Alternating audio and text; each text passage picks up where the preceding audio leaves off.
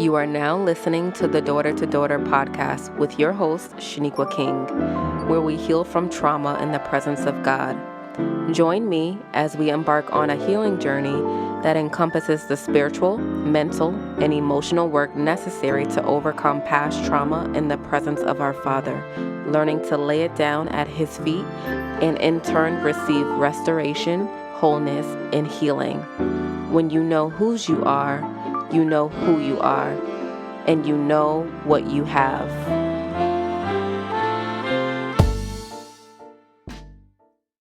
Welcome back to the Daughter to Daughter podcast. Let me ask you one question. What are you doing with the freedom that you have? We know that the scripture says, who the Son sets free is free indeed. Now, what are you doing with the freedom that God has given you? The freedom that you have through Jesus. So I was reading Acts 5, and I wanted to share this revelation with you guys. Acts chapter 5, starting at verse 17. And I'm going to read up until verse 21. So it says, Then the high priest rose up, and all those who were with him, which is the sect of the Sadducees, and they were filled with indignation and laid their hands on the apostles and put them in the common prison. Verse 19, But at night an angel of the Lord opened the prison doors and brought them out and said, Go, stand in the temple and speak to the people all the words of this life. Verse 21 says, And when they heard that, they entered the temple early in the morning and taught. But the high priest and those with him came and called the council together with all the elders of the children of Israel and sent to the prison to have them brought. The high priest and the Sadducees were filled with indignation, or an envious jealousy. That's what it means, an envious jealousy. And they put the apostles in prison because of the work of the Lord that they were doing.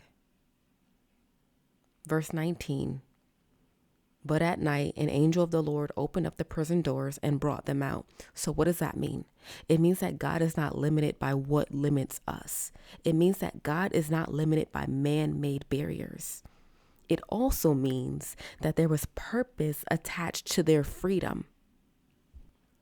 Verse 20 says, Go stand in the temple and speak to the people all the words of this life.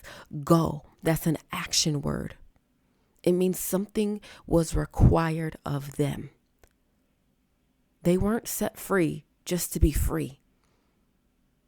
They had to do something with their freedom. They had to do something with what was given to them. Go, stand in the temple and speak. Well, what am I supposed to say? I don't know what to speak. It says it right there in verse 20. Speak to the people all the words of this life, which reminds me of John chapter 6, verse 63, that says, It is the Spirit who gives life. The flesh profits nothing. The words that I speak to you are spirit and they are life. So pretty much the angel of the Lord told the apostles, preach Jesus. That's what you are to do with the freedom that you have now. They had one assignment: to preach Jesus. I want to back up a little and go back to verse 20, where it says, Go, stand in the temple and speak to the people. That word go, it's a verb. It's an action word. Go means to pursue the journey on which one has entered, to continue on one's journey. To pursue the journey on which one has entered and to continue on one's journey. Go forth. Continue the journey. Continue doing what God has called you to do, what God has freed you to do. Because if God called you to do something, He is going to give you every single thing that you need to do that thing. I'm looking at Matthew chapter 10, verse 19, and it says, "But when they deliver you up, do not worry about how or what you should speak, for it will be given to you in that hour what you should speak." Verse 20 says, "For it is not you who speak, but the Spirit of your Father who speaks in you." AKA, stop relying on your own strength to do the thing that God called you to do. You are to partner with Him to do it. He didn't tell you to do it on your own. Stop coming up with excuses as to why you can't speak, Moses. You're not too young, Jeremiah.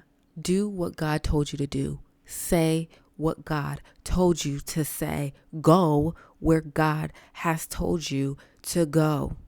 I want to go back to verse 21 where it says, "And when they heard that, they entered the temple early in the morning and taught."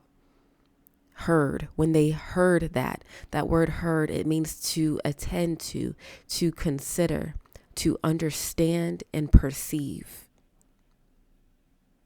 When they heard that, what did they do when they heard?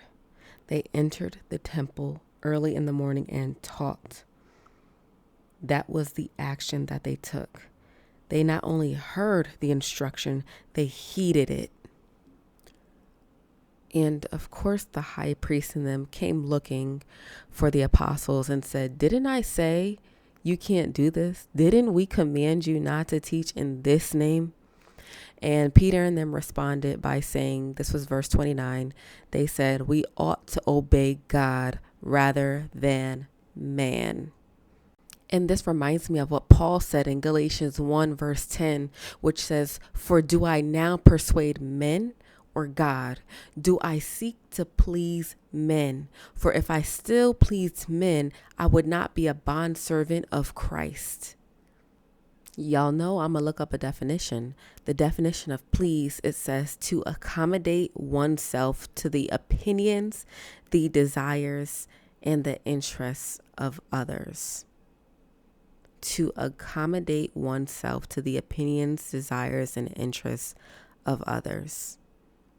So just as Paul asked, now I'm asking you, do you now persuade men or God?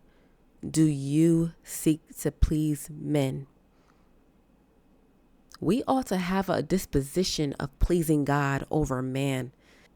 Just like Peter and the apostles, the high priest came and said, Didn't we say you shouldn't be doing this? Didn't I tell you not to do this? And how did they respond? Yeah, we heard you. We should be responding the same way. Yeah, I heard what you said, and I choose to obey what God said. Let the word of God hold more weight than the word of man. The problem is when we experience trauma, sometimes we could develop a people-pleasing trauma response, having a belief that, well, if I don't do this for them, then blank. Then they may reject me. Then they may abandon me. Then they may invalidate me. They may ignore me. And then what does that do? It opens up a familiar wound from childhood that you have not healed from. And so you will avoid anything that pokes at that wound. If it feels familiar, if it feels too close for comfort, you will avoid it. That's why a lot of people don't like confrontation. Because if I say this or do this, then I put our connection in jeopardy. I put this relationship in jeopardy, and I don't want to lose this. I can't lose this. And so I won't say anything at all. If I say something, then they're going to look at me funny. They're going to look at me sideways. The trauma we experience will keep us from walking in the will of God. And that's why we have to learn how to bring it to His feet. Stop going back to the very thing that God just freed you from. You were freed for a reason. Even look at the Israelites. God freed them from Egypt. He set them free from bondage. They were in the wilderness and they wanted to go back to Egypt. Why? Well, because when traumatized, the brain wants predictability. So we gravitate towards what is familiar, even if what is familiar is unhealthy. And so the Israelites, they were in the wilderness and they wanted to go back to Egypt. They said, Moses, why would you bring us here to die? We were better off in Egypt. And if I could put on my therapist hat right now, I could imagine them saying, yeah, well, Egypt, it may have been bad for us. It may not have felt good, but it felt safe because it was familiar. A divine exchange needs to take place. You have to exchange safety for goodness. Trade in what you see as safe. And for some of you, isolation may feel safe. Being silent may feel safe. Exchange safety for goodness. There is safety, true safety, genuine safety in the goodness of God. Think of the many scriptures that mention the goodness of God. Exodus 33:19, it says, then he said, I will make all my goodness pass before you, and I will proclaim the name of the Lord before you. I will be gracious to whom I will be gracious, and I will have compassion on whom I have compassion. Psalms 23:6 says, surely goodness and mercy shall follow me all the days of my life, and I will dwell in the house of the Lord forever. Psalm 31:19 says, oh, how great is your goodness, which you have laid up for those who fear you, which you have prepared for those who trust in you in the presence of the sons of men.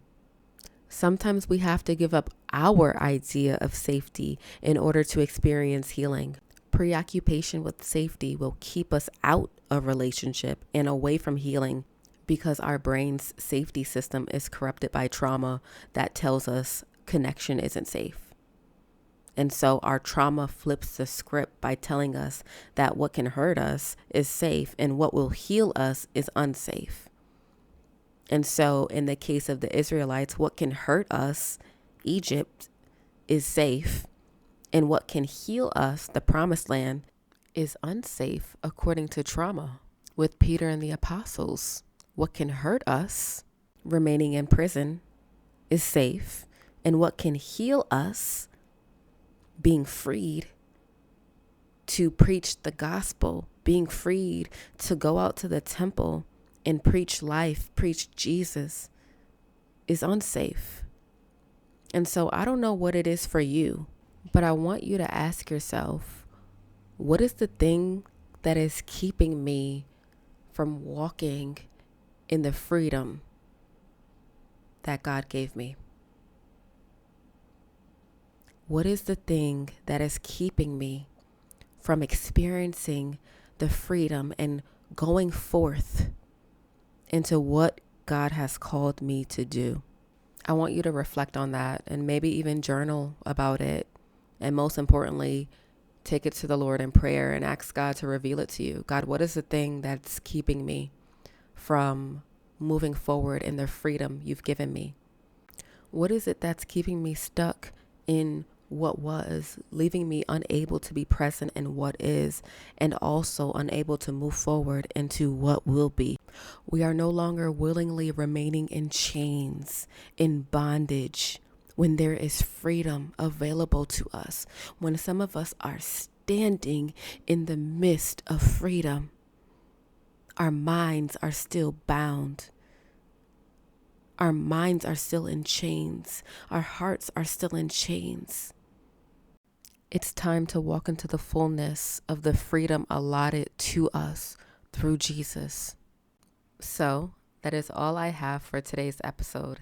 Thank you for listening. If you have any questions, or if you would like to share your testimony, if you would like to share any thoughts about this episode or the last episode, feel free to shoot me an email at hello@daughter.com. And remember to share this episode if it impacted you in any way. Share it with a friend, and also leave a rating below. See you in the next episode.